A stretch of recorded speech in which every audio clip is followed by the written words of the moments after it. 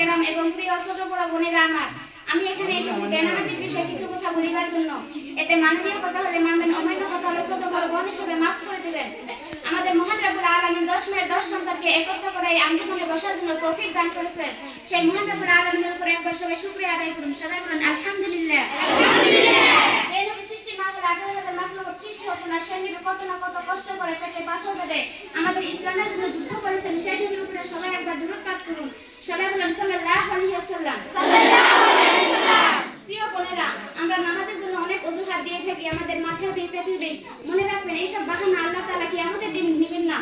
সেই উদ্দেশ্যে আমি কয়েকটি ঘটনা বলবো, খুব মনোযোগ সহকারে শুনবেন।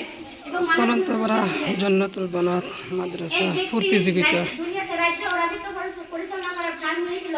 তার রাজ্য ও রাজত্ব পরিচালনার কাজ এত বেশি ছিল যে শুধু চুল কাটানোর সময় পায়নি, শরীরে যত্ন নেওয়ার পর্যন্ত সময় পায়নি, নামাজ পড়তে পারেনি। তখন আল্লাহর দরবারে এরকম কারণ দর্শাবে, হে মাওলা, আমি দুনিয়াতে রাজ্য ও রাজত্ব বলে আলামিন হযরত দাউদ সুলাইমান রাদিয়াল্লাহু তাআলা আনহাকে ডেকে এনে সেই ব্যক্তির মুখের সামনে বলবে, দেখো এরা কত বড় বাদশা ছিল, তবু এরা কোনো নামাজ থেকে করেনি।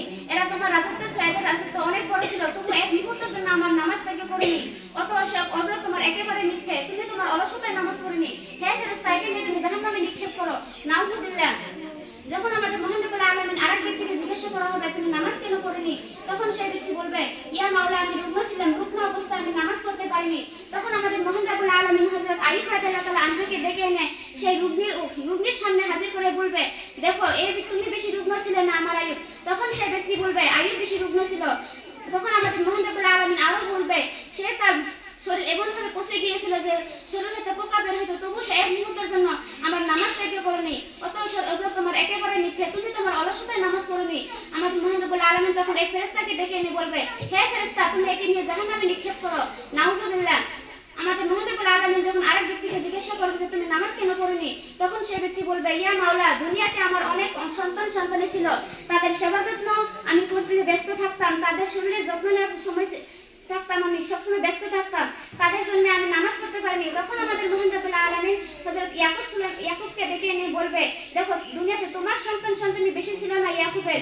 আমাদের মহান রব্বুল আলামিন আরো বলবেন, দেখো ইয়াকুবের সন্তানের জন্য ক্রমে ক্রমে বৃদ্ধ হয়ে গেছে, কোমর বেঁকা হয়ে গেছে, তবু সে ফেরেশতা তুমি একে নিয়ে জাহান্নামে নিক্ষেপ করো। তখন আমাদের মহান রব্বুল আলামিন একজন বেনামাজি স্ত্রীকে জিজ্ঞাসা করবে, তুমি নামাজ কেন পড়নি? তখন সেই ব্যক্তি বলবে, ইয়া মাওলা, আমার স্বামী অনেক জালেম ছিল, জালেম প্রকৃতির ছিল, তার কারণে আমি সবসময় অস্থির হয়ে থাকতাম, তার জন্য আমি সবসময় ভয় হয়ে থাকতাম, সেই জন্য আমি নামাজ পড়তে পারিনি। তখন আমাদের মহান এই স্বামী কত বড় জালেম ছিল, কিন্তু তবু সে এক মুহূর্তের জন্য আমার নামাজ থেকে করেনি। নামাজ যদি বাধা হয়ে দাঁড়াতো তাহলে সে নামাজ পড়তো না। অত সব তোমার ওজর একেবারে মিথ্যা, তুমি তোমার অলসতায় নামাজ পড়নি। তখন আমাদের মহান রব্বুল আলামিন এক ফেরেশতাকে ডেকে এনে বলবে, হে ফেরেশতা,